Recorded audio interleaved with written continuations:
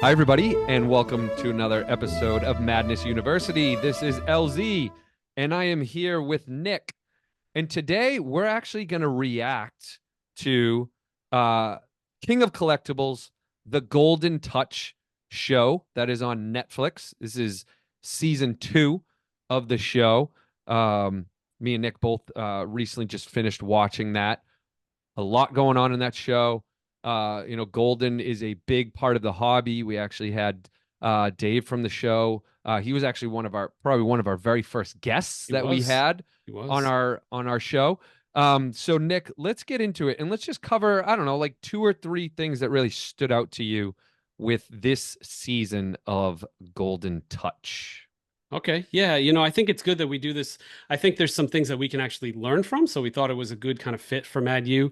Um, the first thing for me, it was interesting to see into Ken's business operations and understand like what they're going after in terms of consignments. And he actually used numbers. So like they wanted to go to Comic-Con and they had a specific goal and there's a specific commission they will make off that goal. So that was kind of cool to see for a couple of reasons. Number one, the importance of comic books and that category of collectibles is clearly on the rise. And if you've got an auction house like Golden going after it, it's probably going to reach more prominence in the hobby. So that could be an interesting place to explore. I've got some comic books from high school, but I'm not a comic book guy. But I go to Comic Cons for fun, and I think they're awesome. So you could kind of see a little bit into, all right, well, they're looking to get this margin and this commission out of that trip. And it was kind of cool to see the other side of it. The other thing for me was seeing how whales behave, I guess. And by a whale, I mean somebody in our space with like a ton of money with some like Mm, crazy stuff. Like the guy trying to get that Superman comic, he does millions of dollars of business a year with Ken. That's hundreds of thousands of dollars in commission for Ken. And so he says, "Hey, Ken, I want this. Can you make it happen?" And then, Ken's whole business is like the Rolodex kid. Like sure, you got to connections. pull up like who's the guy, who's the guy, who's the guy. And he spent like the whole day at Comic-Con trying to find this comic book for the whale and eventually found it and made a deal. And the cool thing that was part of that deal, I didn't even know this happened in the auction world, but he's like, if I ever uncover another one of this grade, you have the first right to buy it at cost, and I have Mm. no problem selling it to you. And they make like this like side deal of the main deal, and that was really cool to see.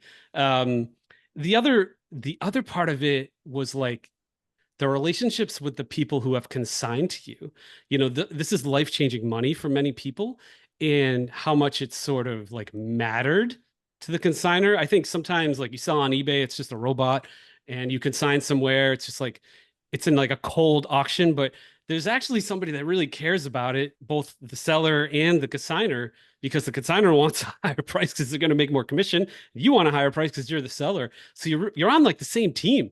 You're both like cheering, at the same time. So it was kind of cool to see that.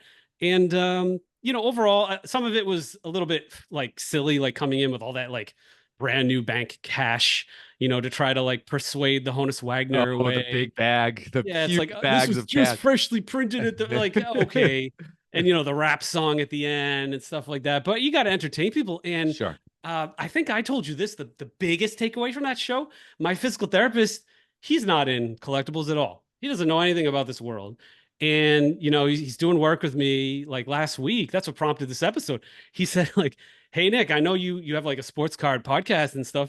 Have you watched the this like King of Collectibles show?"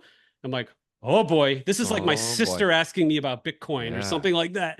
Hmm. And it was like top five for shows. So it actually did pretty well. And his words were it's like the other side of Pawn Stars. On Pawn Stars, they always say it won't do well at auction or have fun risking it at auction. And then this is like the part two. It's like, well, now it's at auction. And this is Yeah. what happens. So I don't know. That's what I took away from it. Yeah. I do want to touch on the relationship piece, Nick, because that was one that I wrote down in like big letters that I wanted to talk about. I thought the producers of the show is probably that. The producers of the show did a much better job this year of highlighting some of the team over there and like how much they care about some of these deals. You're right, because I mean, there was a teenager who sold a ball for like 10 grand. 10 grand to a teenager, that's some serious money, right?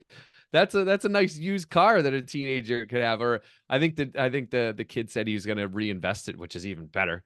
Proud moment right there with him wanting to reinvest. Um, but there was another one, and it's going to be a second point I make. I think he was there was a Panini sticker of a Messi card, and there was a kid, probably early 20s, and he like wanted to buy a house for his mom, and he was trying to sell this Messi card, and um, it came down to the wire, and they ended up kind of making the estimates of what they said. Um, but you kind of felt, especially again, I think the producers did a really good job of kind of putting us in a spot where we uh we didn't know if this kid was going to be able to buy a house for his mom. I actually don't. I don't know where. I think he's. I don't think he was from the U.S. But what the card sold for, I actually don't think it's gonna be able to buy a house for his mother. I was actually shocked by how cheap it went for, and I think Mm, that, I mean, again, there are probably 100 or 200 items or more that didn't make the final cut. yeah. So it's interesting that they showed the Messi. I think the Messi sold for like $51,000, and this is like a very rare, like goat goat of goats Right. soccer player, and I was a little shocked by what it went for. So I don't know if that says something about the hobby and where it's going. Now you got to remember this was probably recorded about a year ago, Yeah, the so it timing's does. tricky. Yeah, it's tough. It's tough on that But one, yeah, but their advice is always like sell it now, sell it now, sell it now, and I yeah, agree with that.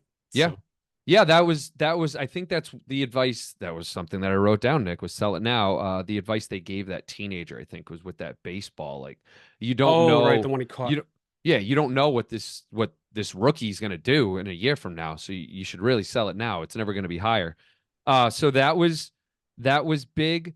I was just interested. We've been talking a lot about pop culture and non sports trading cards and memorabilia. And it was obviously, anybody who's seen the show this season knows that it was very, very heavy on that.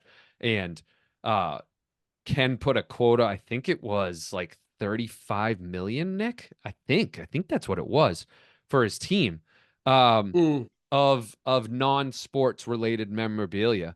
That's a big number. So yeah, that tells something about where the hobby's going. Ken has been in this space for a very long time, and he can definitely see and read trends.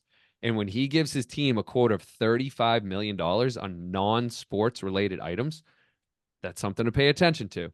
And we've been having a lot of content around non-sports related items recently. So that kind of, I would say, validated maybe some of the direction we've been going to and some of the guests we've been having on yeah, recently, Nick, around that. Um, I agree. so that one, and then the last one for me was actually, and it touched a bit of what you talked about. It's the relationships that he has with Barry Bonds. That sit down with Barry Bonds and how Barry was going to give him like a lot of his memorabilia and let Ken go and consign it. Uh, we could probably look it up because I'm sure they probably already sold, but it would be interesting to see the value of Barry Bonds items now, especially with kind of everything he went Right. through. Yeah, it was I cool to don't see the think, relationships with the players like that too. yeah, It was kind yeah, of because he's nice. had him for a while. Like he showed photos of him like in his 20s taking pictures with Barry Bonds, right? So it feels like maybe that relationship has been a long-standing one, and it's just we need Nick talk about like life advice, right? It all comes down to relationships, everybody. It just does. Whether it be that VIP Nick talked about trying to get that comic book and how much business that guy gives him, or Barry Bonds, fast forward 30 years later, is now going to consign all of his items uh to him. So that was pretty interesting as well. Yeah, So it those are was a some good of the items. watch. It was. It was very interesting to see as much as we could Mhm. of that operation. Yeah. Um, Hmm. Excellent. All right. I think that's another episode of Mad U. Bye, everybody.